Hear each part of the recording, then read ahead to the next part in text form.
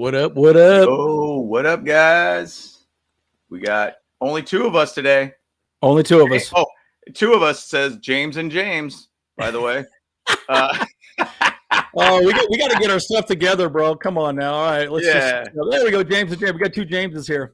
There we go. Now we got Andrew. Hey, here we go. There we go. Yeah, Kyle's on a bender, it sounds like. I don't know. We'll see what happened with that. No. Yeah, beats me what's going on over there, but it sounds like he had a long night. So yeah, it sounds like he's down in San Diego visiting some friends. So he might jump on a little later, so we'll see what happens. But guys, as always, Andrew and James, we're here to talk Chargers. So we want to talk about breakout players. So who do you guys think in the chat? I know we were talking about breakout players, and we were just kind of having a discussion about today, and we thought, you know what, let's do. We have 3 offensive players and 3 defensive players we think are going to be really good, kind of surprise players for the season. So in the chat, what do you guys think?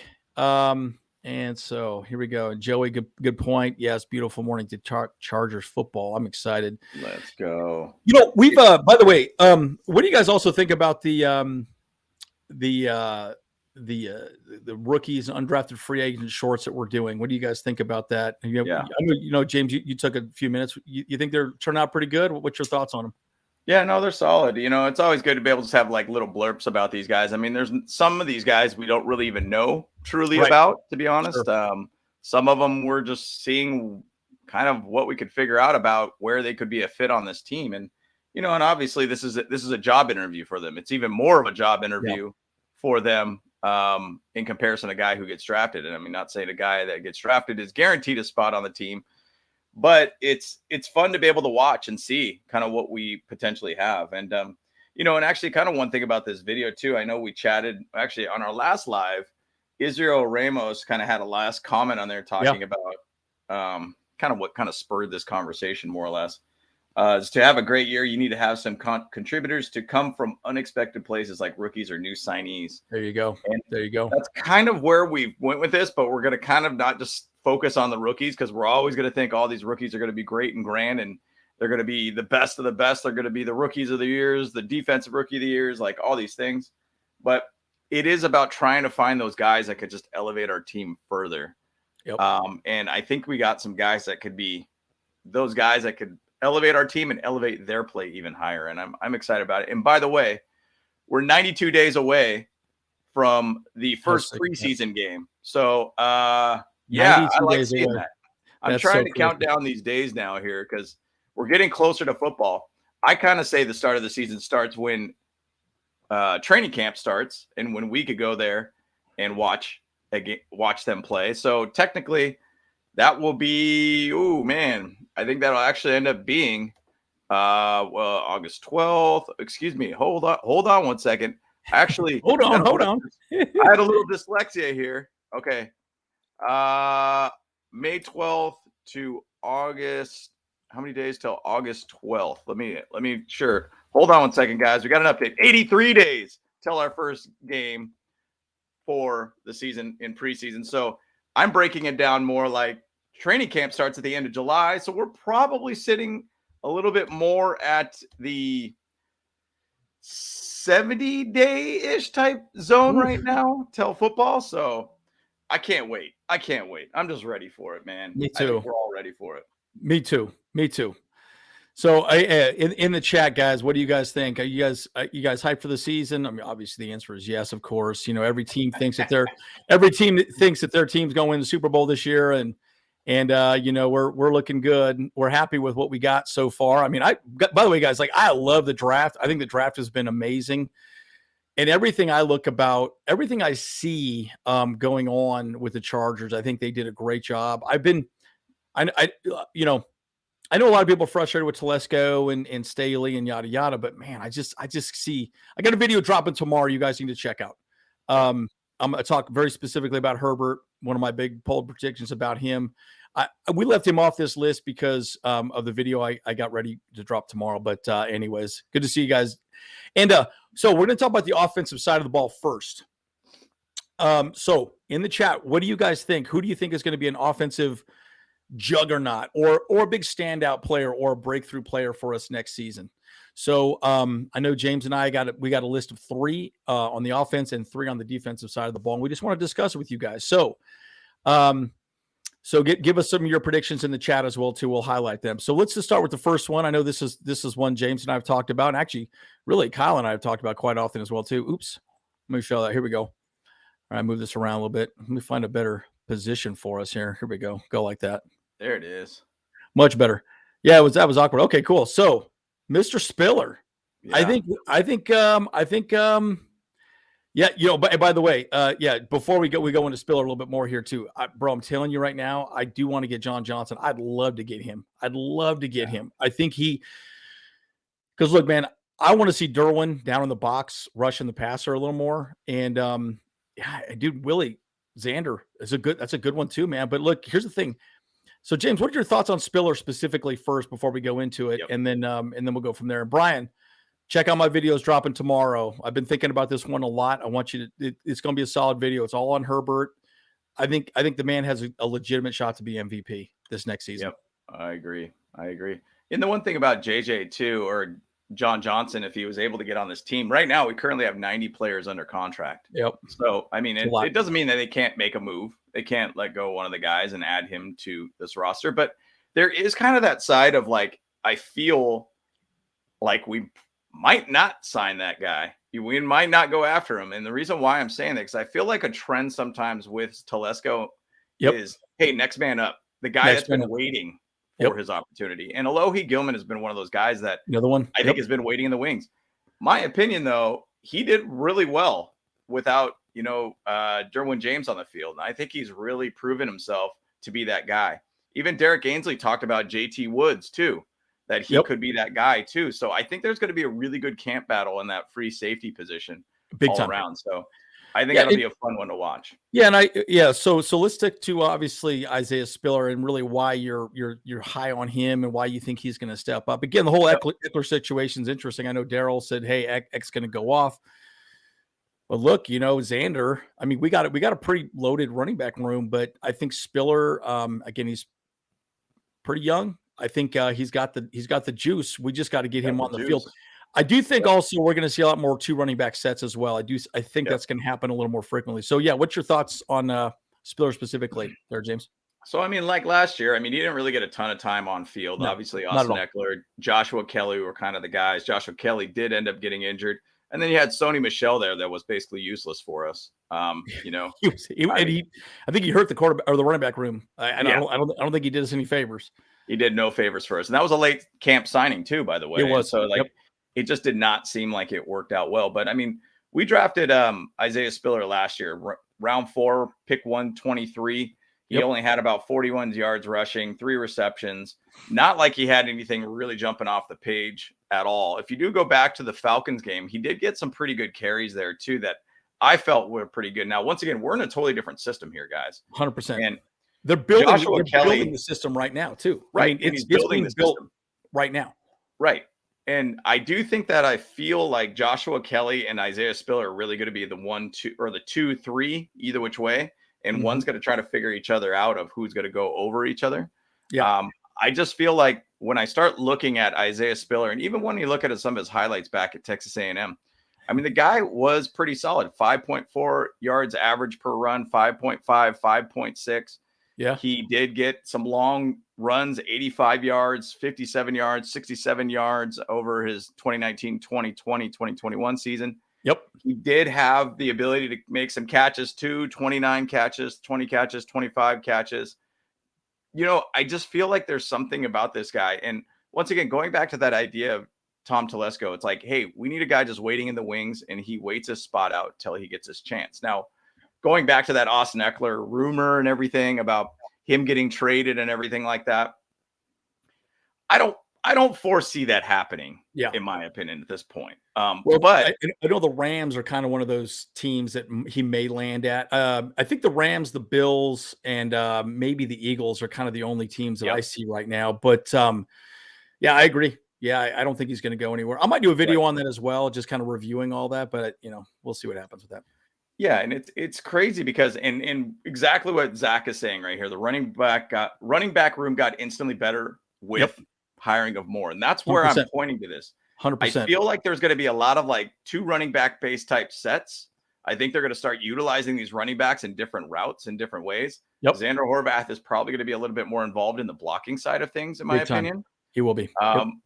That's where I think Isaiah Spiller is going to find his way to get better this year. Now, there's from this point, from what he did in comparison to last year to this upcoming year, I mean, it's only up from here at this point for him. But I do feel like he's got the ability to be a very good, solid running back for us too. So, yeah, and I think the biggest issue with him too is he did a bad job of protecting Herbert, right? Picking the right spots, blitzers, so on and so forth. I think those are some of the bigger concerns with him. And it was kind of funny because again, that's an issue. And Darryl, nobody's talked about him gaining more weight or anything like that, right? And let's not even, again, we're not even talking about Joshua Kelly. Kelly, yep, probably looking pretty good too, right? But I think Spiller is going to be more active, is I guess what we're getting at. I think he's going to have a little bit more to contribute. And again, watch my video tomorrow. I talk about Herbert, and I talk about Kellen Moore, and a little bit how we're going to get more vertical in the offense, which I think is great. So, and I think it's a big part of it. Well, and we even talked about this morning too, just about the Kellen Moore offense and how it's going to be a 100%. Lot of like no huddle kind of situations, a lot of fast pace kind of things. I mean, we're going to see a lot of rotations, and I think we're going to design this team to be very quick and to be able to do rotations and substitutions throughout our offense. Because if we're going to end up being a very, very fast paced offense, I mean, we're going to have a guy like Isaiah Spiller step up, a guy like Joshua Kelly step up. Obviously, Austin Eckler is going to step up, but you're going to have to put in bodies pretty frequently to be able to rotate them in and out, have fresh legs. Yeah. So one of the things, again, I don't want to reveal too much. The thing that I really like about Kellen Moore's offense is that it gets vertical when you start talking about routes. My biggest frustration with Joe Lombardi, and again, I mean, I'll even talk about this as well too, guys. A lot of people were frustrated with Kellen Moore's calls because he did a lot of curls. He did a lot of the other stuff. But the whole point of him doing that was to set up the vertical routes, the vertical moves up. So I think you're going to see a lot of jet sweeps. You're going to see a lot of like interesting kind of man in motion type plays. You'll see a lot. I think you might see some more screens, some other things that we haven't. Again, we did. It was kind of weird. I felt like we didn't do a lot of screens last season as well, too. I just felt like we really were just out of sync offensively, period, right? And Brian, but you're exactly right. We need to round the pound, and we need a bruiser back. And I think that really could be Horvath, in my opinion, because if that guy can just give it going, I think he's going to be really solid. So, I think it's time for our boy here to really step. I think he's got all the talent. Exactly. You're exactly right. Xander fits that position, just somebody to just bruise the ball downfield. Think of the guy that I wanted last year's draft. Our boy from BYU that went over to the Falcons. Why am I drawing a blank on his name all of a sudden? Tyler Algier. And he's a converted linebacker, just like Xander Horvath, just a big bruiser back. And I'm like, why? I was so frustrated that we never used him in those short yard situations. I actually think he's just going to be used as a running back personally. I mean, they might line him up more as a tight end a little bit as well too, but I think Spiller, he's going to finally step up. We'll get more touches and we'll go from there. So, I think there's going to be some unique formations with double tight end or double running back base sets, which is, I think it's going to be different from like, say if there's Eckler and say Spiller, or Spiller and Kelly, or Kelly and Eckler. I think there's going to be some adjustments because it's going to really play to their strengths. And that's the one thing I think about Kellen Moore, that I think he's going to find a way to be able to use our players' strengths. And I think that there's going to be some interesting formations all around. I mean, I was looking over like Kellen Moore's formations that he did with the Cowboys last year, and there were some wild things that he ended up doing on the field. I mean, even to say the last play against the Niners, by the way, where it was Zeke Elliott getting freaking destroyed by he was like the lone snapper basically to Dak Prescott, which was a weird play call all around, but he had everybody spread out on the line, and Zeke was the only blocker to basically Dak. It was the weirdest little call, but like, I understand it's just trying to play a little bit of game of confusion all around. And that's all he was trying to do.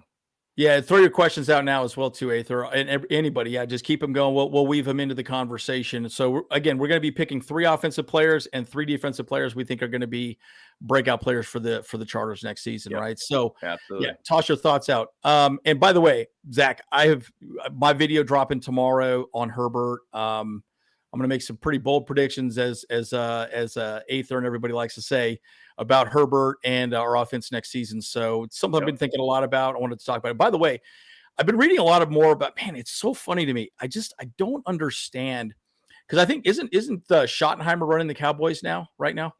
Yeah. And he's more of a running game type of guy. And again, that's it's ridiculous to me, because see, Kellen Moore was like, no, let's just light up the scoreboard. That's a big reason why I think our offense is going to be so good. We want to get vertical. We want to use that speed and move the ball downfield fast, explosive plays. Big time. So, yeah. Yeah, and it's interesting because I know people in the comments are talking a lot about, like, we need more of a ground and pound kind of like offense and everything. I don't think we really have a team built for ground and pound, in my opinion. But I do think there's a time and place for it that's necessary, going back to the Marty Schottenheimer, Marty ball and everything like that. Find a way to be able to slow the clock down. There is an idea that even against the Jaguars in the playoff game, we lost that game because we did not have a running game. So 100%. There is kind 100%. of an idea of, like, we need to find that balance. And there's guys that I think ahead that we'll chat about that I think can be difference makers for the running game. But Isaiah Spiller, to me, I think has – now, once again, I'm not expecting Isaiah Spiller to have a 1,000-yard base season. I'm expecting to just see, hey, we got this 4th-round guy that's actually pretty good for us. Yep. Tom Telesco talked a lot about in the draft. He doesn't necessarily draft about this year. He drafts for the next year. 100%. And so 100%. this last draft, in my opinion, was critical for next year for us, specifically for salary. But knowing that if, say, Austin Eckler does end up walking after the season, which he only has 1 year left of his contract, or gets traded off, we're going to have to really rely on Isaiah Spiller and Joshua Kelly probably at that point. So yeah, this is a good question here. And Daryl, I do think we probably have more for one season. I think he's going to be a head coach, man. I mean, there was discussions that he was going to be a head coach this season, and, he got let go by the Cowboys. So let's go to our next person. So I know Brian brings it up. Maybe Davis. What do you guys think? Yep. He's our second choice. We already know that he's actually going to be used right out of the gate in special team. Well, I shouldn't say he for sure is, right. That's largely why he was drafted. But his ability also to play the offensive side of the ball. Again, you heard it here first. Lightning Bug. That's his nickname. Lightning Bug, baby. Lightning Bug. I mean, 4.38 speed, dude. I mean, that guy's got wheels. That guy's got wheels. I ain't never been that fast my whole life, not even in a car, dude. I tell you what, dude. So, but the thing about him is he's elusive. He's quick. We're going to use him on sweeps. Yep. I think there's going to be a lot of man in motion. The thing about him too, I kind of look at him and then, other folks on our team, I could see us doing a lot of the Miami, offense, right? They get vertical very quick. Yep. And kind of do those like choice routes and just split the safeties up the middle, right? And I feel like that's one of the things I really like about Kellen Moore's offense too, is he wants to, when he passes the ball downfield, he wants it past the sticks. You have 3 shots of getting it past the sticks, and then 4th and Staley, I think the offense will make more sense. But this guy right here is going to be a nice weapon for Justin Herbert. And they just got to get on the same page, but they'll get there. So, man, the thing about Darius, in my opinion, he's going to be a factor on special teams. He's going to be a factor on offense. And 100%. Now, I'm not saying he's going to be number 1 receiver by any means, but he's going to be one of those guys that's like a DeAndre Carter kind of guy for us. I mean, which is literally, he's just taking over DeAndre Carter's job at this point, who went to the Raiders. Yet again, another Charger went to the Raiders. And by the way, the Raiders are going to be awful next year. I mean, the more I keep hearing about everything that's going on with them, they're going to be a dumpster fire once again. It's going to be bad. But didn't I see some rookie they drafted, they already cut him loose already? Yeah, I saw that. Somebody that they already drafted cut. And like and it's wild to me because like you're starting to hear all these Hunter Renfrow rumors that he's going to get cut after June 1st. Yeah. You're starting to hear, Devontae Adams potentially getting traded after the post, June 1st. I mean, who's on that team at that point, guys? Like, Jimmy G's the only dude on there. Like, Darren Waller's gone. Like, dude, that team is gutted, man. Jimmy G spot just banging strippers and porno chicks, dude. I mean, it's going to be a train wreck, and I don't think the Broncos are going to be good either, man. I mean, like Sean Payton, dude, that guy's getting paid way too much money. By the way, Zach, yes, fastest player in college. I'm just a fan of that guy, man, for sure, dude. I just really think he's going to be awesome. I mean, you just remember, we got Quinton, right? I wanted Zay Flowers, right? Yeah. But this is another version of Zay Flowers. He's a little bit more, kind of does it all. But I think Darius Davis, if we use him correctly, I think we'll get a lot of utility out of him. I guess that's a good point, right? Yep. They're going to use him in the run game. They're going to use him in the pass game. They're going to use him in special teams. His value is very big. Big.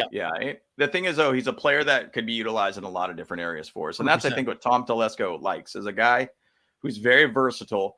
Yep. We needed speed, just like what he said, too. He talked about he's another version of T-Billy. And he's a guy that just could go downfield for us. And the thing about it is, and one thing I like about Darius, he could add another dimension to our run game, too. And that's the whole thing that I kind of feel like he's going to be able to do those jet sweeps. He's going to find ways to be able to open up through holes. I mean, 4.38 seconds at the running back or guy with the ball behind the line is a dangerous, dangerous weapon for us. Big time. And bigger thing, though, too, special teams for us. I can't remember the last time we took one to the house. Maybe Antonio Cromartie back in the 109-yard, punt return that he ran back for a touchdown, which was forever ago. But it's been a minute. Yeah, it's been a minute. I mean, this guy in his college career has 5 punt returns for touchdown, 1 kickoff return for touchdowns. I mean, he went for a hundo on his kickoff return.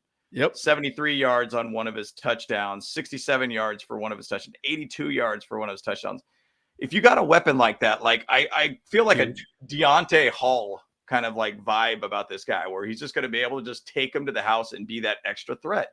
It's adding pressure more to your opposition of a guy that could take it to the house and score a touchdown on you and hurt you. I mean, think of our offense as a top 3 offense too, where we could just take it downfield and score touchdowns every single time we have it. Now we got a guy that, hey, when you punt the ball to us, we could find a way to be able to get a touchdown too on special teams. So we could score in multiple different ways, guys. And I think Darius Davis is going to do great things all the way. And by the way, in his interview, he says he wants to learn to play pickleball. Hit me up, boy.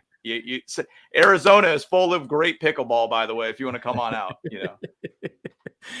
Yeah, so I'm hyped on him. I mean, I think he's been super solid, and I just feel like, bottom line, he's ready, man. Like, so I'm excited. So anyways, we're high on Lightning Bug. Should we go on Lightning Bug? High on Lightning Bug. And so maybe we should go to the final one for offense. And by the way, maybe let's go to some questions here real quick before we move on. I know Aether talked about Patrick Mahomes here. Yep. Thanks. I found out Patrick Mahomes 12.8 wins per season. That's crazy, man. It's crazy. I look, the guy knows how to win, right? Andy Reid's at his top of his peak, coaching. I mean, I tell you, man, they don't, the Chiefs, they don't lose. They just don't lose, man. And it is what it is. And Daryl, I will say this, the fumbling is always an issue, but you can't worry about stuff like that, right? I mean, it's just part of the game. Obviously, you got to focus on that. I know, what do they call that? The tiki tuck. You get the ball and you got to tuck it. He needs to tuck a little bit better up there, a little higher up to his body right there. From that specific picture right here too. I was going to say one thing about the whole Patrick Mahomes 12 wins on average since he's been a starter. The thing about it is it starts from the AFC West needs to beat them up, basically. Yes. And yes. To my video that I did, that the Chargers are the threat in the AFC West. I mean, I don't think the Broncos will be a threat. I sure don't think the Raiders will be a threat to dang near anybody. And I'm going to do a video on the Raiders too. I'm going to get a little rise out of that fan base, by the way. I'm going to bring the heat about the Raiders. On those fools. But the thing about it is Andy Reid's record versus the AFC West since he's been here since 2013, 25-10. It's crazy. 25-10. Crazy, dude. I mean, it's crazy. Dude, he's owned us. If we could just have a team that could sweep them, that's the shift of what that whole regime is all about at that point. That shifts 12 wins to 11 wins. That shift to 10 wins possibly. That allows somebody to possibly take this division once again. So that's the whole thing I'm saying, is that Chargers are the threat here, and they do have a chance to be able to do that. And we're not far off. Last 4 years, we've been a 3-point differential between games. Yep. Like, it's not like we've been far off, guys. It's neck and neck. It is. Yep. This draft class and these additions that we're adding, like say Davis right here, that's adding another like threat to other teams that we play and the Chiefs, and adding speed to this team, adding guys that are X factor type players. And we're close. We're close, guys. We're close. We just got to find a way to be able to beat Andy Reid, and we're not far off. We're not far off at all. Yep. And even Chiefs fans chimed into that video too, and they're like, they've always been the one that's been the closest. They've always been the one that's the closest. So, hey, we can just find a little bit extra. We can make 100%. That. Yep. And keep your comments again, guys. Like and subscribe. Keep it coming here as well. So let's go through some of these questions real quick, and then we'll go to our final one for the offense. Yeah, Palmer. So by the way, I interviewed Palmer. I think he'll beast out. Now, the thing that I found was really interesting about Palmer is he was like, "Look, we all can eat. They're for all of us. We everyone has a role. Everyone has a place to be." And I think that's really where Kellen spread the ball around more. But this is kind of my point, right? I think this guy's going to be utilized very differently. And again, let's see, what's the other one here? Tight end situation, Everett and Parham. Look, I think Everett's going to ball out as well. Parham, I think he's actually been a better blocking tight end than we even thought. I mean, he's a really tall guy. But they're probably going to use our boy, the dude from Georgia. Why am I drawing a blank on his name all of a sudden? Trey McKinney, our tight end. Trey McKinney. Yeah, we go, McKinney. Yeah, McKinney's just been really bad at blocking. That was kind of his deal, but he just wasn't good at it. So, Yeah, it's interesting thing about our tight end position. I kind of feel like it's going to be somewhat of an afterthought, in my opinion. I don't really think that Everett and Parham will be major contributors in the pass game, in my opinion. I feel like there's going to be a lot more 3-4 wide receiver base kind of sets that are going to be involved. I mean, not saying that they're not going to be involved, but I think that's going to be a little bit more of a spread out kind of offense for us. So, with having Josh Palmer there, and he had a really good year last year, he's going to get his looks. He's going to get his looks. And I think there's going to be really interesting setup here for this offense. So much different than what we had. Yeah. Agreed. All right. So let's go to the final one that we think is going to be good. And this is a bit of a humble pie for us. Bolt Bros here specifically too. Watch just because what we thought we drafted him. Holy smokes! Yeah, I know. It's like, oh my goodness, it's our boy Quinton, number 1. Yeah, and I think the more that I've learned about this guy, the more I think he fits the system perfectly for us. And Chris, you called it, man. Chris. Yeah, Charger Chris. Yeah, you're in the chat. Bro, like the more I've looked into, man, I remember you were calling us out. You're like, bro, you need to figure it out. Like he's gonna be solid. And I'm like, I don't know about this, but look, he's humble. He's got all the talent of the world. And I think here's the difference. Zay Flowers, I think, is good, and he will be good. Yeah. But I think Quinton Johnston has a better opportunity. His ceiling is higher, is probably the best way of saying it. So I think there's more that you can get from him compared to someone like a Zay Flowers. Yeah. So that's my thought. Well, the big thing about him, man, like his mannerisms, and a lot of people say, man, we feel like he's like Kobe Bryant. Like he kind of talks like Kobe Bryant. Let's hope he is going to be Kobe Bryant for us on the field. And the thing about it is there's a lot of people that broke down like his like clips. And by the way, when people kept chatting about, oh wow, Justin Herbert hasn't reached out to Quinton Johnston. Oh no, what's going on here? Like everybody was seeming to make that a big deal. Like, and then next thing you know, he's throwing passes to him. It's not like Justin Herbert's mad that he drafted him. He's just busy, at the same side. Like, and then he started throwing passes to him. Everybody's like, wow, great connection. Quinton Johnston looks great. His footwork looks amazing. Like, I think it's just one of these things that he's going to add such a good downfield threat, kind of yards after catch threat for this team. Yeah, Last year we chatted about that. We need a guy that's a yak guy. Like, we don't have a yak guy at all. And so we got a guy now that's a tall, big body kind of guy, has a slipperiness to him. If that's a word, I don't know. That could find a way to be able to get to the open field and find a way to get downfield and get those extra yards after catch. Like, Keenan Allen's a great spot catcher. He'll get you to the spot and maybe get you a yard or two. Mike Williams, to me, has always been a 50-50 guy. Obviously, he's had some longer catches, but it's like he's almost like more played as a 50-50 guy. Quinton Johnston's going to be massive for this team. And he's got a great chance, in my opinion, to be one of the top, or at least talked about as an offensive rookie of the year this upcoming year. So I'm really, really excited to see how he plays. Yeah, not only that, I think they're going to put wide receivers on rotations, right? Allen and Williams have had some injury issues, so you know what? They'll probably say, "Fine, you can take a breather on this one." You know, let's let Quinton and Darius be out there for this drive, or maybe a couple plays in a row. You rotate people in and out. You know, I think there's going to be I really do think it's going to be a true rotation. So Aether, just to answer your question really quickly, I do think, this actually has frustrated me to no end because we did want to get Kevin O'Connell. He was number one choice for Brandon Staley, and McVay blocked it. I could see that happening as well too. The one thing I will say though, it was a little fishy to me the way that Moore left the Cowboys.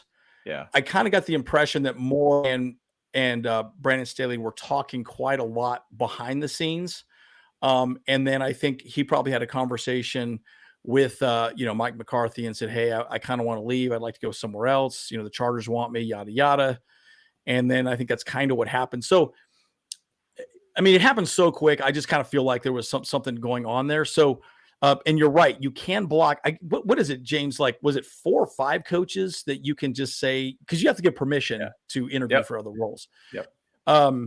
So you could say, sorry, interviews. You can't leave. You can block. Yeah.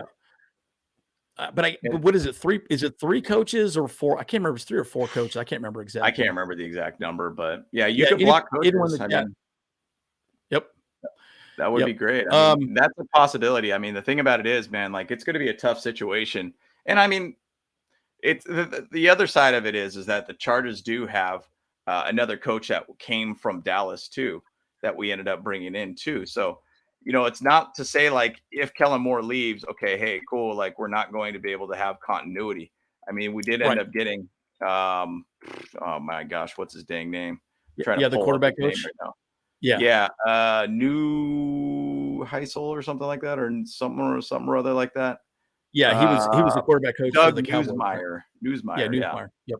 So if there is that level of continuity that we could potentially just kind of, have kind of that offense mind there. But Kellen Moore, I guarantee if he lights up, there are going to be some phone calls coming to his way. And I hate that because you don't want to go into the playoffs having this coach getting interviewed. And I always feel like sometimes they start separating themselves from out of being focused on the game ahead of them. And like, my hopes is that if that happens, Brandon Staley says, "Hey, you can't interview till basically our season's done," kind of thing. Yeah. Like, I really hope that's my thoughts too. So I don't know. When Brandon Staley did come in, he said, "Hey, look, like, I want to be able to create a culture with this team to create head coaches for other teams," kind of thing. So I think there is kind of that idea that that's what they want to do. So you just don't want it to be like, hey, first playoff game, all of a sudden his phone's ringing off the hook and he's going to take a job with XYZ team or whatever. So And good point here too, Daryl. Yeah, he is actually catching with his hands a little more, which is good, And I think some of it, I think they were going to correct that for sure. I think they all knew that was going to happen. And again, Brian, one of the things I would say about, Herbert's just a different type of leader, right? He's not a Phil Rivers. Now, I will say, talking about Austin Eckler, man, I went back. Do you realize, like, during the Super Bowl, they asked Austin Eckler specifically about that playoff game. And, he kind of threw Justin Herbert under the bus. I don't know if you remember hearing him say that. He basically said, like, hey, man, you're the quarterback. You need to step up. And Yeah. He's not wrong, but I think the way he went about that was a little bit not good, right? Yeah. You know, you don't want to throw your quarterback under the bus, and that's frustrating to me. So that was a little frustrating. So I might do a video on Austin Eckler. I kind of want to kind of recap some of the things that's happened to him specifically. So, and then also Zach, yeah, I think his Q ceiling is going to be huge, man. I just, the more I look at that, it's going to be great. By the way, one other thought on this too. One of the things that I would love to see is use someone like Easton Stick and Dugan more like a Taysom Hill in at the Saints, right? Because like we got these guys on the roster, they're just sitting there screwing around with the stupid clipboard. Well, when I use them, you know, in some plays, you know, we're trying to mix something up, you know. Dude, and Dugan, man, he's got a lot of like long run plays, and he does. so Big time. he really could be one of those guys that could surprise people. I mean, and Easton Stick's he's a very he's a squirmy little guy out there too. I mean, he could move around. I think it'd be fun, and that's the one thing I really appreciate about Kellen Moore, because I feel like going from Lombardi, who kind of was very vanilla, just hey, we play it the way it's intended, versus let's try to think things through differently. And I think Kellen Moore does a great job of thinking things through and try to find new ways to be able to create new offensive plays. I think he just thinks better all around, and I would love to be able to see some of that wildcat situations or whatnot with those players. I think it'd be awesome. Yeah, well, and on top of that as well too, I would also say that, you know, he's a quarterback, right? He was a quarterback at Boise. And Boise, you know, did a lot of interesting things, right? And you know, they ran a lot of trick plays. And let me make this very clear, guys. Watch my video tomorrow. I'm breaking down all of this on the offensive side of the ball, right? And so Kellen Moore wants to light up the scoreboard, and Brandon Staley's been very clear. He is not going to get in his way. He's going to let him do whatever he wants to do and just change the offense, right? And so, like, I'm hyped. So I'm ready. Okay, so now we probably want to go to the defensive side of the ball. I know, you know, it's kind of one of the things we've been discussing here. So I'm going to start with, let me see. I'm going to start with one we already talked about. I did a video on this, guys. Again, our boy here. Yeah. I think we could have, I actually think he's going to be the comeback player of the year next year. JC Jackson's ready. What do you guys think about JC Jackson? I mean, you guys agree or disagree with me on that in the chat, right? Do you think he really can be a comeback player? Yeah. You know, I commented with a lot of people on this, on that video, and I don't love it when TMZ gets involved. They start interviewing people, and I'm just not a fan because I feel like TMZ is a bunch of slime balls to begin with. And so again, he was just kind of catching him outside and just kind of threw some questions at him, yada, yada. But my point is, I don't want our guys in the media, right? I want them focused on football. And I do feel like, you know, it's one of those situations. But I think JC Jackson could have a breakout year, man. I think the guy's ready. I will say this, and I'll pass to James here. You know, I think once Brandon Staley finally said, all right, you play that guy, just shut him down, he played better. That's what he does well. So they're going to have to figure out how to really utilize him correctly. I think he tried to keep getting him to do this sort of quarters and man zone type stuff. And that's just not really what he's good at. So my belief is they're probably just going to say, all right, knock out that guy. You got Jalen Waddle. You got Tyreek Hill. He's your dude. You get all over him like white on rice. So we'll see. So what's your thoughts on that? Yeah. And the thing I like about JC Jackson and even to say like TMZ is definitely not a platform you want to be on. I always feel like they try to expose you, but at the same side, hearing about what he was talking about is like, look, I'm going to be ready I'm going to be 100% by the start of the season. Like, and you know, we didn't draft a cornerback at all because I think the Chargers know where JC Jackson's head's at. And 100%. it starts, and even in that interview, he said, hey, look, like mentally, you just got to be in the right place, bottom line. And he's, I think, very much in the right place. And I love when he talked about the Patriots game. Like he basically circled that on the calendar, like I'm coming back for revenge and I'm going to just take these fools out. And dude, we always lose to those guys. Always. Bill Belichick he knows what to do, man. He knows what to do. And you know, JC Jackson, man, like I'm expecting massive things from him. Return on investment will be massive for us.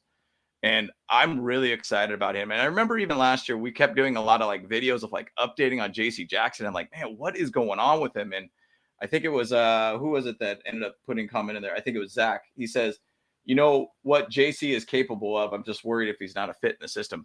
The thing about him, and I think last year, I think they knew he had a bad ankle. Obviously, they had a surgery on his ankle. And then he had kind of the knee situation. I think they were saying, hey, let's put him off coverage a little bit versus man-to-man, because he is truly more a man-to-man kind of guy.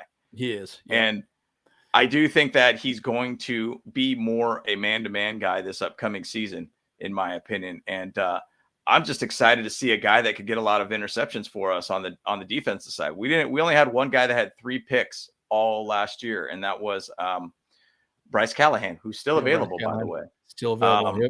So I don't know. I'm excited about JC Jackson because I think he's going to elevate this defense to a whole new level. If Mr. INT could be out there and be 100%, they say a patellar tendon takes about 6 months. Obviously, that's where the mental side of things kind of come in play, where mentally you have to trust your knee is going to be healthy. But he looks like he's going to be very healthy. I mean, he's running on treadmills, probably going 18 miles per hour from what I saw. Like, he looked really good. Obviously, you need to be a little bit faster in that position. But dude, he's got about a month and a half from now until training camp.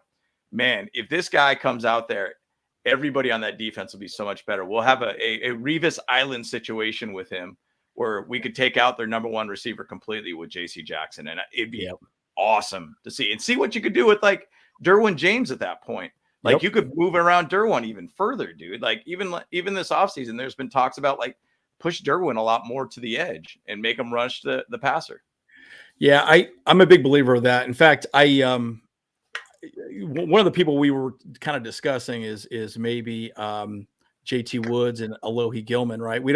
I don't even think we know who's going to be the starter in that second position, because I think they want JT Woods to be the guy. You know, I don't think Lowe is really the guy. But if you could get one of those guys to play well, then you could put Derwin as a pass rusher. Forget about it, dude. That guy puts people in the ground, man. I mean, he's a freak of nature. Derwin James is a freak of nature, and one of my favorites. So again, I think, you know, man, it just, I guess it frustrates me when I think about last season, how many people were injured. JC Jackson was out. Yeah. You know, Bosa was out. Dude, it just, everyone just, I mean, didn't Derwin James missed a few games too. Needed to. Yeah. And I just was so frustrated with the way we just anyways. But I think that's the thing. If you look at the depth chart of this team now, and I love Darrell's comment there, is like, I think he really wants to be JC Jackson. I don't know. I'm not totally on the hype train, but then right after that, but I got no problem eating my words. And that's the thing. Like, we all hope to be able to see this guy out there. We know what he can do. And we just hope that he's going to be that guy this year. The league knows what he can do. I mean, everyone knows what he can do. And he's a great candidate for a comeback player of the year next year. And the thing is, though, when we were talking about doing this video, I looked at our complete like roster as a team. And I'm like, to be honest, man, like our first team, second team, like we're pretty good all around. My concern is the offensive line. Like 100%. Offensive line is a little thin in the back end of it. So like when you start looking at the second team, you got your Foster Sorrell, Brendan Hymas, Will Clapp, Jordan McFadden, who I think could be very good, but Andrew Traynor, like we don't really have like that deep of a situation there. So that is my concern on this team and depth side, but that's completely different subject, by the way. But at the same side, I think this team has built a very, very good, deep team all around. And I'm hoping, my bold prediction this year is that we are healthy for once. We are going to be one of the most healthiest team. We got rid of our trainer after 30 years. Maybe he was the problem. Maybe we don't need a trainer. I don't know. Like maybe the guy is actually going to be, these players know how to treat their bodies and know how to, you know, communicate it properly now. Like I feel like there was a lot of disconnection with like the coach of soft tissue or, you know, I don't know, whatever, day-to-day kind of situation. Nobody really knew, and it was frustrating. So 100%. I'm just hoping that's going to be the case this year.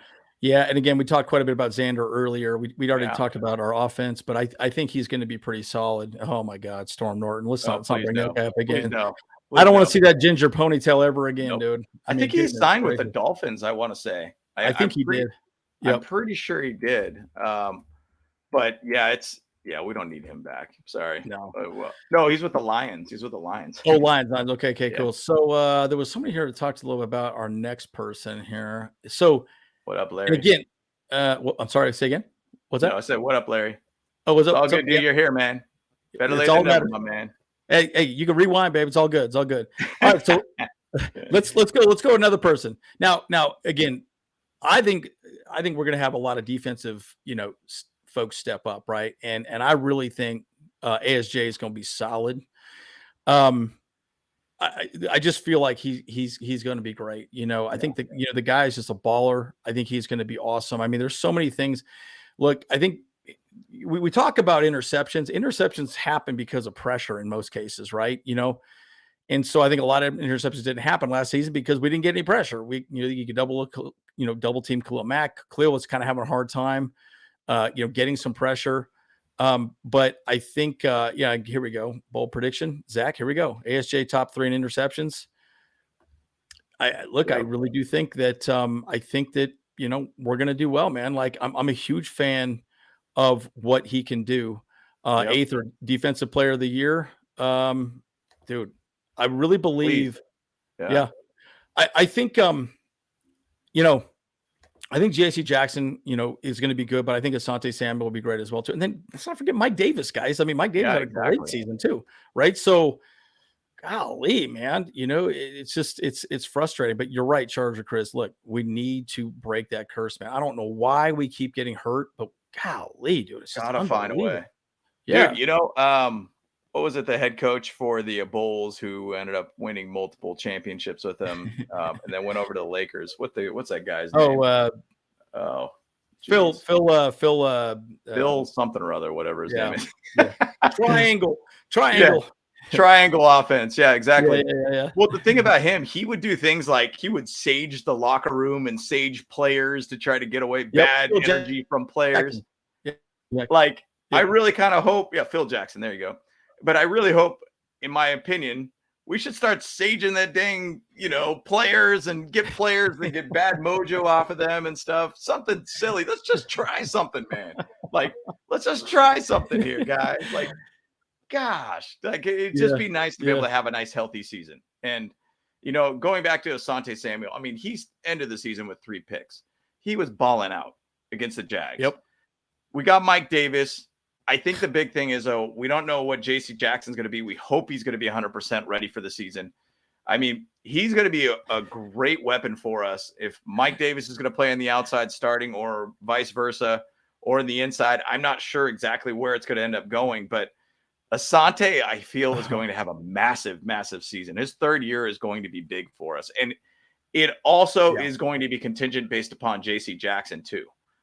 If JC Jackson's on the field and it's 100%, I guarantee Asante is going to have a massive season also too. So, but yeah, Richie, Team Shaman, please.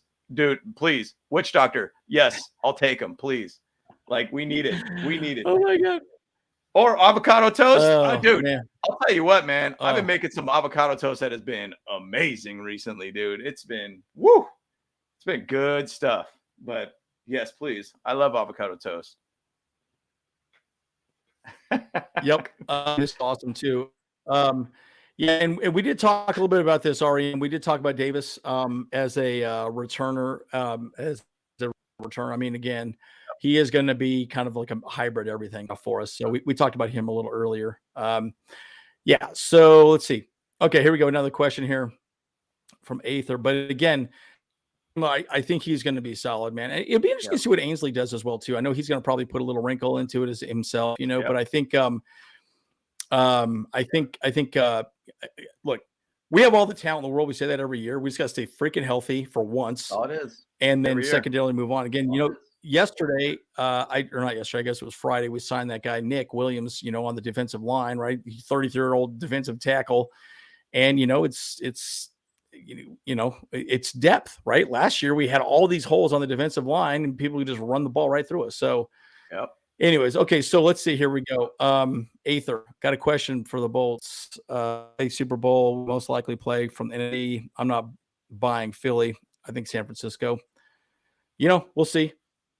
We'll see. Hey, I mean, I just want to get to the freaking Super Bowl, man. I mean, hey, bottom, and I think I would love to see us just get there, man. How season? I mean, let's keep people freaking healthy. It's been so, man. Yeah, you see that I'm a Padre fan back here too. We're just sucking wind right now. Me and James always talk about that as well too. So, okay. And by the way, Nick Williams, I did a video on him on Friday. Just real quick, Larry, on the defensive side of the ball, he's a death piece. He's really a run stopper. And again, you have to remember with Brandon Staley's defense, it's all plugging a gap, getting the A gap. It's just kind of moving the pocket, right? And so stopping the run game. And that's really what Nick Williams is good at. He's definitely not a pass rusher, but he's good at moving the pocket and disrupting the plays. So, yeah. I'm excited. Oh, yeah. And the thing about Nick Williams, like he had a really, really good season with Khalil Mack in 2018, he did. by the way. So now, once again, he's 33 years old. He's a little bit of an older guy, but he's an experienced guy and a cheap signing for us. And I think it really we ended up signing him because Covington ended up signing, I think, with the Detroit Lions, I believe it was. Yeah. So he did. I think that it was more just like, hey, we got to get a veteran guy, throw somebody out there, and he kind of fit the bill for us. So. Yeah, and I like Matlock as well too, Zach. I think he was a good pickup. I think he's a bit raw. He's very, very strong. I think he was the third strongest defensive lineman. He did 29 reps on the bench press. And look, go ahead. His metrics actually were putting him at the highest. I think he was either first or second defensive tackle in the draft. So he didn't get put to the combine or anything. So everybody focuses on the combine, but his pro day, his metrics are like 1 and 2 basically. So like he was actually considered as one of the highest based upon metrics, bench, cone drills, 40s, all those kind of things. So he could be massive, man. And I mean, he's coming for grown men's jobs. Remember, there it is. Grown man's job. He's trying to take soul. Hey, Richie, this is a Charger Trump shirt. It's hilarious. It's like ridiculous. It's so ridiculous. It's like every time I wear it anywhere, everyone just gives me the weirdest looks. It's a pretty ridiculous shirt. So basically, Trump's hair is basically the lightning bolt. It looks pretty exactly funny. Correct. Yeah, Trump's hair is the lightning bolt. It's just hilarious. So yeah. So But again, guys, I look, Asante Samuel. I think J.C. Jackson's gonna have a bounce back year. You saw my video. I think he's gonna, I think he could be the bounce back player of the year. J.C. Jackson, NFL comeback player of the year, and then I think Asante Samuel can have an excellent season as well too. So I'm pretty hyped, and we need butt and gut on that defensive line, right, man? And if people could just stay healthy, I think we'll be in fine shape. So. Hey, what's REM at talking about? He's like, Bowen, Prescott, Arizona, if the Chargers sell. It's funny, man. And I don't know if REM's out in Prescott or not, but I've heard a lot of things, and I live in Arizona. Everybody keeps talking about the Prescott's got a ton of Chargers fans up there. Like, even to the sports stores, they have a ton of Chargers gear at the sports stores. And I've always wanted, and I love Prescott. It's amazing city, great area and everything too. But hey, second one in Arizona and Prescott, that would be a wild situation to have the football stadium out there, but it'd be great weather out there. I mean, they have amazing weather up there. Yeah. So yeah. And again, man, it's great. And by the way, I'm planning on moving down there as well too. Right now I'm in Utah. That's where the director is at as well too, man. So I got to reach out to the director and try and we do a little collab with him. All right. So should we go to our final choice? Here we go. Let's go to Aether's question before we go to our final defensive player, our bold predictions of breakout players for us. Aether, my bold prediction is Chargers first loss will be in Green Bay. Wow. Really? Second Bills versus Chargers. See, I think Green Bay is going to suck next year. I don't see them doing well. They got a good defense. But that's about it. I mean, I guess first loss versus Green Bay, there's a lot of hype about the whole Jordan Love thing. And, it's funny, watch the Pat McAfee show. One of the guys on there is a big, Packers fan and everything like that. And he's like, I'm so excited about Jordan Love. Dude, it's a nerve-wracking process when you lose your starting quarterback to go to a new quarterback. Even with Justin Herbert. Yeah, right. I'm like, to me, I was kind of done with Phillip Rivers back in 2017, in my opinion. Yeah. I just knew it was kind of time to move on. Yeah. Yeah. But then it's you got a guy who's somewhat consistent. You know what you're going to get. And then you got to shift to a new guy. And it gets scary, man. You don't know what Jordan Love's going to be. And I mean, from Utah State, small school, like, yeah, I don't know, man. I don't know. I think they got a good defense. I don't really know about Jordan Love. So we'll see. We'll see if maybe the 2020 was just full of Hall of Fame based quarterbacks at that point, because that would be another one of them out of 2020 draft. That could potentially be a great one. Yeah, I don't freaking Phil Rivers, man, boy, he didn't believe in birth control. That's for damn sure, boy. He's got what? Was it 12 kids? Maybe it's 8 kids. I can't remember. I don't even know, man. Oh my God, that's so funny. Yeah, he was. I had a buddy out in San Diego saying that Philip Rivers, when he orders pizza from Pizza Hut, it's just some straight up like double sausage, just like straight up calorie, straight cholesterol bomb pizzas. And man, maybe I don't know how many you ordered at a time, because I don't know how many kids he got. He's got a exactly team, Well, and then I guess Gunner, he's got the same throwing motion as Phil Rivers as well too. So pretty interesting. Yeah. And Aether, it's interesting. I will say this. I believe Vegas is saying we're going to get 5. We'll be 12-5 is what they're saying we're going to be right now. I think 11-6 makes more sense, but we can split hairs on that. Who knows? I mean, just guys, who knows, right? I mean, if this freaking team can stay healthy, I mean, come on, man. Like, I don't know. All it is.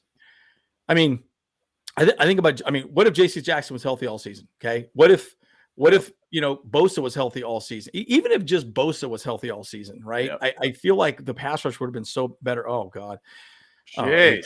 Come on. Wow. Come on now. Come on now. 5 Put and that out 12. in the ethos. Don't put that out in the ethos. I'm confident that's what's going to be the Raiders this year. We are not Raiders nearly the Raiders. Like, gonna if be a you look dumpster at fire. that, I'm going to do a video on the Raiders here shortly, guys, just to kind of as a prediction, just to get a little rise out of their fan base, man. And that team is going to be in the dumps this year. Yeah.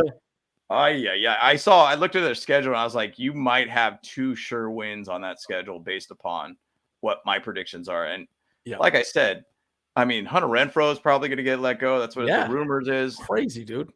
Devontae Adams potentially is going to get traded off just because he's kind of like, I really don't like the direction of this team. Like,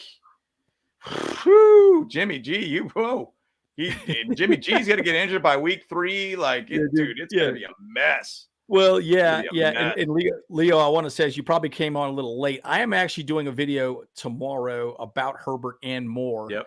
I really want to see your guys' thoughts on it. Right, my big prediction. I don't want to say it yet, so watch the video tomorrow. But I'll say this: that more solid, dude. I mean, and I think he's going to unleash Herbert, man. I mean, no more of these stupid 5-yard bombs that Herbert was throwing all last damn season, right? And again, the scheme was just shit, right? It was terrible. I mean, I freaking hated him. Anyways, you know how much I hated that guy. And again, I really do believe. Look, bottom line. So I will say one thing. I'll give you a little tidbit of what I'm going to say about the Cowboys compared to the Chargers, right? So the Cowboys in the NFC, shitty teams. They play defense a lot of times, right? They don't play as much offense. We got to compete with the Chiefs twice a year, folks. And guess what? You're not going to beat them by having a good defense, because you know what? They're going to score points. So we have to just light up the scoreboard, and that's exactly what Moore's going to do with Justin Herbert. So, that's a tidbit of what I'm going to talk about tomorrow. So anyways, I just think there's a lot to be said about that. Yep. Yeah, this is awesome right here too. Man, Jimmy G spot, dude. That guy's a trip, dude. That guy's a trip. That's a trip, dude. I was going to say about Larry, man. Larry, like, basically we just need a ticket to the show. That's all it is. And a ticket to the show, and we'll see where we could go from there. And now I do firmly believe, and just to kind of piggyback off Andy about lighting up the scoreboard, the thing about it is the key seems to always be with the Chiefs: score 35 points. Yep. You need 35 points to win. Like, same thing could be said about that Jaguar game. We needed 35 points to win that game. And that's what it was. Like, we were almost there, but third quarters were our killer. That's what basically where we end up losing games all the time. Yeah, by the way, that's one thing that I didn't bring up on that video. I already pre-recorded it, but that Moore is very good in the third quarter, folks, because he's good at making adjustments. He finally, okay, fine, I'm going to switch things up. This isn't working. I'm going to switch it up. You see bear fronts, tight fronts. These running plays work against them better. And, he does a much better job of switching things up. And That's where freaking Joe Lombardi was horrible, man. That guy just did the same damn thing over and over again and didn't work. So yeah, you want to read Aether's comment here? Yeah. James, I got tickets for you next April. I'll meet you in Arizona. We're going to go to the Final Four, watch my Kentucky team. The men's sick. Final Four in Arizona. Man, it's kind of funny. I got a picture of me going on the bus what team was it that was? I don't know. It was on my Instagram a while back, but I acted like I was walking on the bus that was going for the Final Four. Dude, I was dressed up in kind of like, business kind of like attire. Dude, I fully could have walked on that bus and been courtside. They thought I was a coach. Like, it was a trip. It was a trip, dude. It was so weird. So, yeah, dude, that'd be kind of cool, dude. I think they play that normally at Glendale, so that would be awesome. That'd be really, for real. Really cool. For real. All right, so we want to talk about our final defensive player we think is going to be an actual breakout player for us this year, or at least bring some heat, as Aether likes to say, and everybody likes to say. Because look, I'll tell you right now, I think again, we talked about JT Woods. I think JT Woods could be good. It'd be interesting to see if we have Woods or Lowe, be the other safety back there. Clearly, they're happy with either one of those guys. They didn't draft one, so. Well, and also we still got Dean Leonard as well is still in the conversation as well too. So, all right, I'll bring you to our final defensive player here that we think is going to have an impact in the season next season. Drum roll, please. Hold on. Oh, did you say that? Yeah. Well, that's like a joke drum, though. But that's more like a joke one. Sorry, I didn't work hard. That wasn't. Man. The more I think about this guy, dude, I've watched a lot of film on this guy. Man, not only is he funny as hell, dude, he is hilarious. Yeah. But man, he's a freaking stud, dude. He's played all over the field. He understands the offensive defense. He's going to be a dominant person on special teams.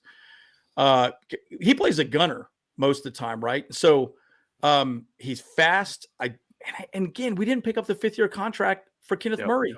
So guess what? I don't think he's going to be our guy no more, man. And dude, I think Henley's going to I don't think he'll overtake Murray. I don't think he'll be a day one starter or anything like that, but I could see him playing a little more out there. And hey, he's better than Drew Tranquil. I'll tell you that much right now. Tranquil was okay, but man, Tranquil just did not have the speed, and he did not have the,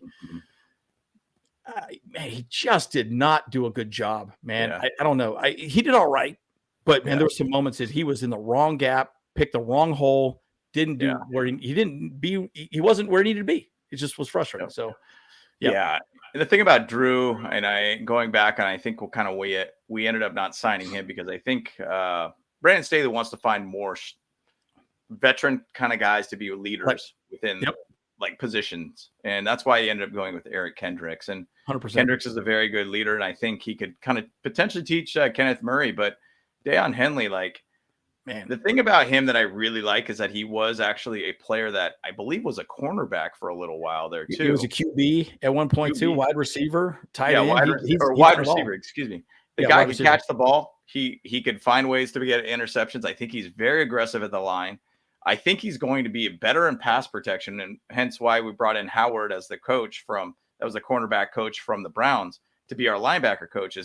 It's really going to be a big emphasis to have linebackers that can cover the field, cover the pass. And Kenneth Murray always finds a way to not be in the right place. Nope. And there's kind of a prediction in my mind that I think Henley might take over the starting position at some point this season. I think he could. And so I don't know. I'm excited about him. And I mean, our rookie class, I think we've really, really did a good job all around. We found a lot of gaps in our team. We have found a lot of players like Matlock. Some people in the chat talked about Matlock. We chatted briefly about him. He could be a factor down the field too. And let's hope and pray that we do not have issues with our defensive line. Once again, that was just an absolute mess last season. Yep. But I do think that we have built really good, and I look at 1A squad, 2B squad, 3C squad, whatever it might 100%. Be. Yeah. I think we've layered our team very, very well with a lot of good talent. And Henley, I think, will have a little bit more field time than we realize this upcoming season. And because, we really don't have that huge of depth at our linebacker position. I feel like, you got Kendricks and Murray, Nick Neiman and Deion Henley. And Nick Neiman's been one of those guys that I've been a big fan of an Special Iowa teams guy. guy too. Yep. Going back to the whole conversation, Telesco gets guys to be able to wait him in the wings until its time is right for him. And Neiman and Henley are basically the B squad per se for that position. But I think Henley's going to find a way to elevate his game pretty heavily this year. I'm hyped on him as well. Good dude. Yep.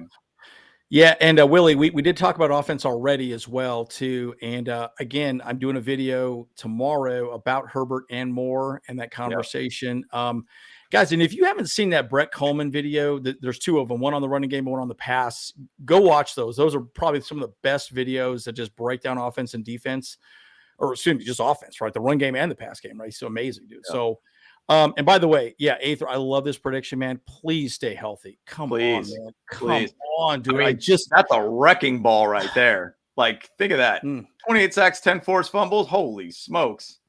Man, I would love that, be dude. insane. I would just be so sick. Well, and then, by the way, I do think Bosa might even have an opportunity to be comeback player of the year as well, too, right? I think the biggest thing about J.C. Jackson was out for such a long time, and Bosa came back.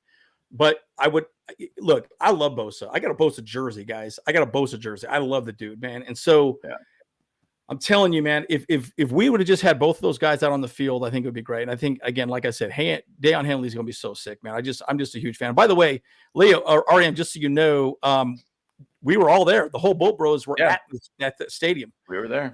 When we went for two, I mean, we were just out of our freaking mind. I barely missed Herbert's hand by like a little bit. I was like, couldn't get it. I reached out, too short. Couldn't make it happen. Dang it, man. Yeah, that was a great time, man. I mean, the Thunder Alley, East was pretty solid out there, too. Yep. Good little crew there. Yep. I mean, Arizona in general is a pretty good area for Chargers fans. So it was awesome, man. I wish they played here in Arizona every year. That would have been awesome. Yeah, and you're exactly right. K9, he doesn't seem to see. And I think that's really what hurt us. Our linebacker play with these last few seasons hasn't been great. Drew Tranquil is okay. He's okay, not great. Yeah. There's a reason why I didn't sign him again. I think he did fine, but when you got a guy like Kendricks out there, get Kendricks, man. You can afford him. Yeah. And again, the thing is, though, it's crazy about Drew and how he signed with the Chiefs. I mean, the Chiefs basically even said, "Hey, man, your job is not guaranteed here as a starter." By the way, 100%. And they didn't give him that position by any means. So I mean, he was willing to go to there for 1 year and try to fight for a job essentially. So 100%. We'll see.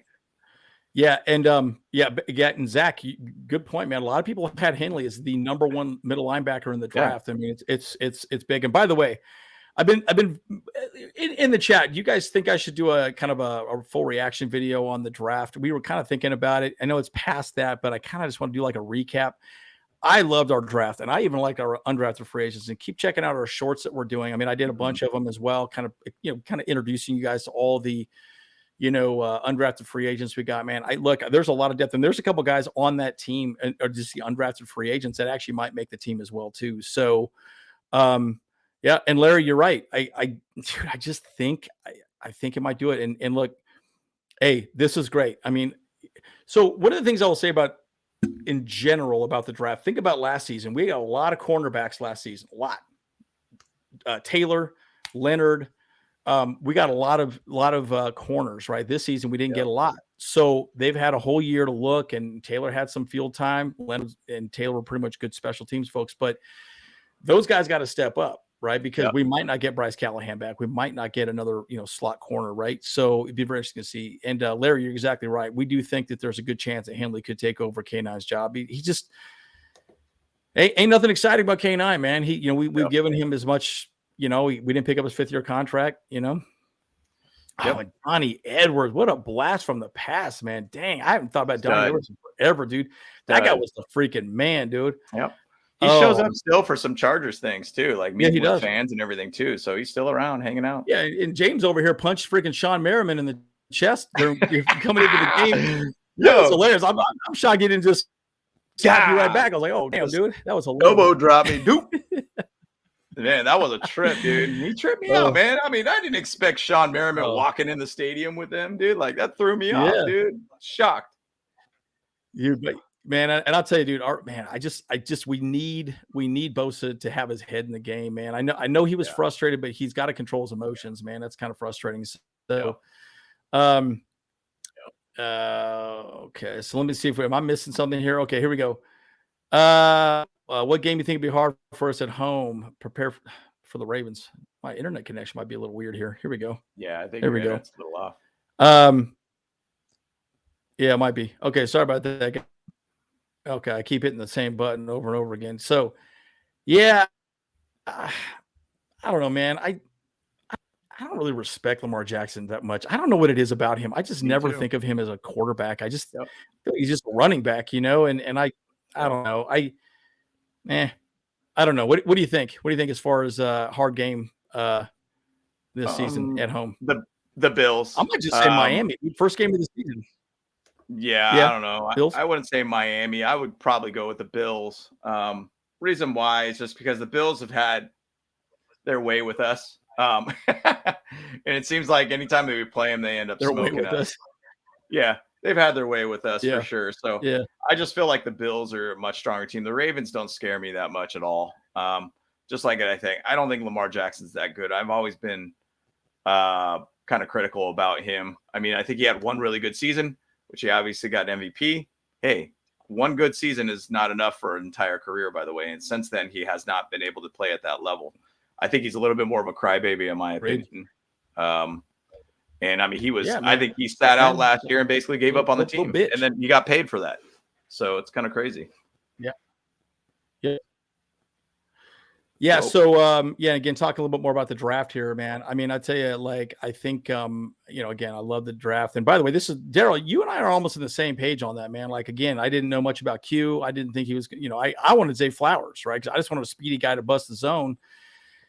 But man, I think Q's the right guy, man. I'm hyped on him. And then you got Henley, and then Thule. I think he's gonna be good. Thule's only 20 years old. By the way, he's our only person that's not signed right now, correct? I think he's the only one that is not. signed. He was still out there doing drills too. So I don't really know if he's signed or not, but he was still out there doing some drills with the rookie camp. So I really don't know. I mean, I know for the moment, it looks like it was I think 6 of the players right now are only signed. So kind of that's weird. Right. That's right. Yeah. Yes. I think they will. I think you're going to see a bit of a rotation this season. Again, you always rotate defensive linemen anyways, but I do think that you're going to see a rotation. Thule's going to be out there. He's a second round pick. He's going to be out there. Now, how many snaps he gets, they might just say, all right, Mac, you're out, for this drive. We want you ready for the fourth, quarter or whatever. But I think you're going to see more of a rotation this season, and I think that's smart. That's smart. Yep. Well, and the thing is too. I mean, thinking of next year too. I mean, that's the thing. They got to get the guy familiar and comfortable being on field. So you have to go out there and start just getting him some snaps here and there for sure. Yeah, agreed. Kansas City. Yeah, Daryl, you're probably right. I mean, to me, they're our freaking kryptonite, man. Yeah. Always. Y'all punch Mahomes right in the dick, All right, here we go. Lamar's the same age as Herbert. Yeah. No, I mean, look, dude, the guy's good. I mean, say what you want to say. The guy's he's amazing, right? Look, and I just think, and I think when this is why the NFL you don't want to have a running quarterback because you get hurt, right? And man, there was a couple games that guy was just running all over the place. I mean, the man's a natural talent. Don't get me wrong. But dude, you cannot continue running like that in the NFL. You're going to get broke, and that's actually one of the things that I've been. Yeah. What's that? Speed declines. And the thing about it is that you do need to throw the ball. I mean, he's over here talking about I'm going to throw 6,000 yards next season. I don't know about that, man. You're probably going to throw around your 3,000 yards and then you're going to run 1,000 something or other yards on ground. You're probably going to do that. Yeah. You got Odell Beckham Jr. Cool. I know you got Zay Flowers. Cool. I don't think you could throw the ball down that far down the field in my opinion. No, I mean, I've never looked at him as a deep field threat kind of guy. So I just don't know. I mean, maybe it's just me. I don't know. Lamar's a good player. I've never been a big fan of him. Me either, man. Yeah, running quarterback for 6K, I could see that happening. But the 6K is a lot of yards, by the way, in 17 games. I could see it, though. I could see it. And the reason being is, again, I really think we're going to get a grasp. We're going to do a lot of no huddle as well, too. In fact, what was it? 70% of the time, the Cowboys ran no huddle. I do think they're going to run that the same way. Yeah. Get as many snaps in as possible. And again, that's a big reason why Mike McCarthy did what he did. He said, well, I want my defense to rest. Well, screw that. Light up the damn scoreboard. Yeah. So, okay. Let's go through some of these final questions and then we can wrap. I know we're almost about an hour 15 now. Dugan, look, I actually think we could use him a lot like a Taysom Hill that the Saints use, kind of a hybrid tight end type person. I mean, I think it'd be awesome. Telesco and Staley have always said they like to have 3 quarterbacks suited up. Kind of makes sense, I suppose, but we'll see. Yep. Leonard Floyd, I think a lot of people are talking about him. And by the way, guys, we signed a lot. We have 13. I'm looking at the cap right now. I think we have 13 million left cap space. Yep. Yeah, we got 13 million left right now, which is pretty good. So, we got some cap here. Actually, let's just get rid of that here. Oh. Hey, it's funny because there was some rumors about Quinton. Oh, you're not even on here now. There we go. You are. There we go. There was some rumors about Quinton Williams potentially getting traded to the Chargers, which, I mean, he's an absolute beast. And I think he's a phenomenal defensive tackle. We don't have the money to spend for that guy, by the way. We can't afford that guy at all. So, yeah, and John Johnson, I'd love to get, but I was seeing he was wanting like 13 million a year or something like that. I'm like, yeah, that's I don't crazy. think That's too crazy. much money. So, rookie running backs, you're exactly right. We talked quite a bit about the offense already. Herbert's going for 6. Dude, I'll tell you what, man, like watch my video tomorrow. I'm going to talk quite a bit about that. I just think with more, we're going to do the right thing. And REM, I do think we're going to be rotating players in and out quite often. I think it makes sense because look, Allen and Williams, are older, and they've been injured, man. Like we want people on the field. And, if you could give them a breather here and there, put Q out there, Darius, and focus on the run game. We're gonna smash the ball down their throat, and I think it makes some sense. I can see some switch ups. Yeah. So this is a good question too. Actually, Aether brought this up. Was this okay? So what he did is he did kind of the hybrid zone type thing against Miami, but he basically wanted to jam him at the line because the reason why they did so well last season was they kind of ran that sort of choice route down the middle of the field. They just they split the safeties and just were able to go vertical. So if you could just put somebody on the body of Waddle or Hill, and then you have safety help up top, then he's not going to throw the ball at him, right? So you had to make somebody else beat them, right? So, anyways, I think that's very similar to what he's probably going to do. Well, they definitely took away the middle of the field pretty much, and that's where a lot of their plays were. Tyreek and Waddle were basically going to kind of middle-based route. Yep. And we basically just filled those gaps and put people in front of them and put people on them and people above them, and it pretty much just threw them completely off. I mean, Tua looked terrible in that game. Yeah, he did. He looked horrible. Terrible. Yep. But it'll be great to be able to see, like, if we have J.C. Jackson on the field, how much different that's going to be for us. Yep. I mean, if he's going to be 100%, that's going to be great to watch. That's going to be a great battle all around. Yep. And REM, just so you know, Kellen Moore, and I'll talk about this more on my video tomorrow. I don't keep hyping up my video tomorrow. Hopefully, it's good to you folks, but I will say this: Kellen Moore, out of 11 personnel, ran the ball 30% of the time. So I think we're looking at a 60-40 blend. And then Eckler, still don't know the situation with Eckler, man. I tell you, I don't know. I'm a little frustrated with Eckler, the way he's been chirping, and I don't know. I'm a little frustrated with his situation. I understand he wants to get paid. Dalvin Cook wants to get paid too, but no, the NFL doesn't care about running backs, man. They're dime a dozen at this point, and it is what it is, right? Duggan looks good. Dude, I just think it'll be really interesting. And by the way, JT Woods, this is another thing that I thought about a lot, right? JT Woods is a guy that really needs to step up this season. He really does. I think he's that guy. I do think he's got to step up. So, Well, the thing about JT, he's got great speed. Yeah, I think the thing about him is that he needs to figure out how to tackle. If you look at a lot of his highlights at Baylor, it's more like he had like athletic based like interceptions using his speed, but not really doing like any crazy tackling. he just doesn't seem consistent in that level. And I think that's the whole thing that they've been working with him on is find a way to be able to utilize his speed, but also make him a good tackler. Because, I mean, that position is going to be kind of, in my opinion, it's about Alohi or JT at this point. So we'll see where he ends up going. Yeah, and I would say, and Leo, this is a great point too. Game 1, Tua is not good outside the hash marks. I agree with that. He's kind of a trick pony in my opinion. You know, I think he's okay, but not great. You know, yeah, and again, I think our defense can be good. And I think a big part of this is we've got to stay healthy, man. I mean, I'll tell you.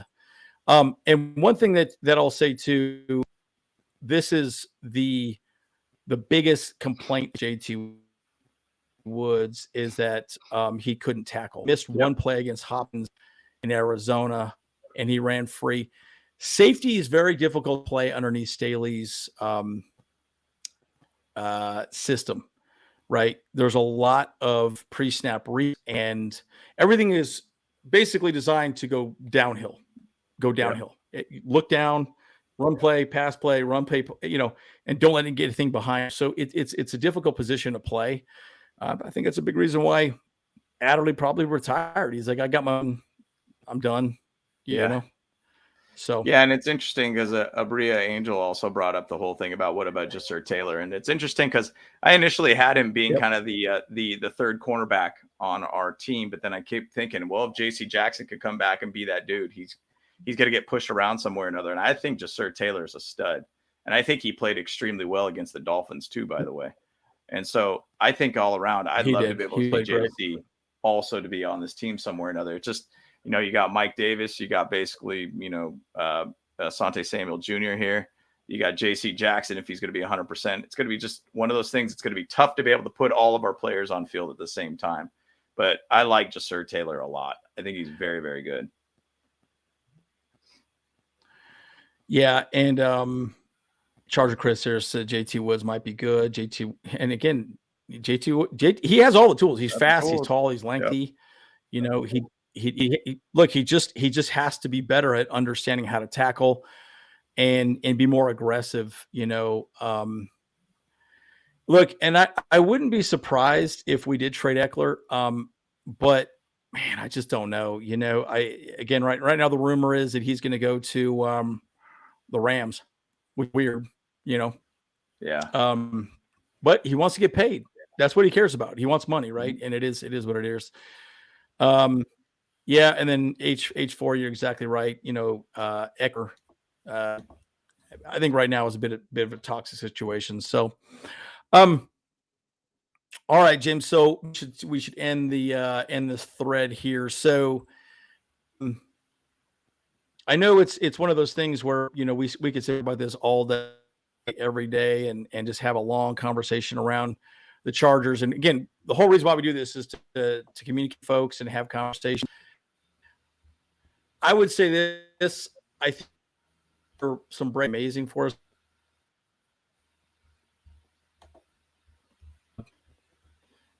I just want us to stay healthy for a damn change. I don't know what our yeah, please. Yep, we just got to stay healthy, folks. So, agreed. Pass to you. Yep. Yeah, most definitely. And the whole thing about it is like, and I'm just hoping as a bold prediction that's going to happen, that we're going to end up being a very, very healthy team next year. That's definitely something I would love to be able to see instead of just having injury after injury after injury. You know, my thing is, though, is I'm hoping that there's just a couple players, and going back to the reason why we did this video is that we had basically one of our viewers from last week talk about, hey, look, you need to get some big contributors to come from unexpected places like rookies or new signees or even current players on the team. As long as we could find those guys on this team, and that's what this whole video is all about, is finding those guys that can really elevate this team even further, and they will elevate their play all around for this team. So these are just guys that we're pointing to. Obviously, we could point at a lot of other people out there that are on this team, but I feel like there's just a couple players that need to find ways to be able to elevate this team, and I'm excited about it, man. And yeah, and Aether even talking about saying 4-0 going to the bye. I see a lot of people talking about that hype train and everything too, and I think it's very possible. So we'll see where it goes. But I'm excited for the season, guys. We're getting close. We're getting to that point to where training camp's going to open up. We're getting to that point to where football is back. I cannot wait all around. So I'm looking forward to it, guys. 100%. And I think Andrew might be. All right, James, you want to hit so. the button? I know my internet's acting a little bit weird right now. Yep. So that's all good. Appreciate you guys. Like, subscribe, sub. We appreciate all your support, everything that you guys ended up having here, and all the comments and such. We always appreciate it. But once again, guys, James and Andrew from Bolt Bros, let's go.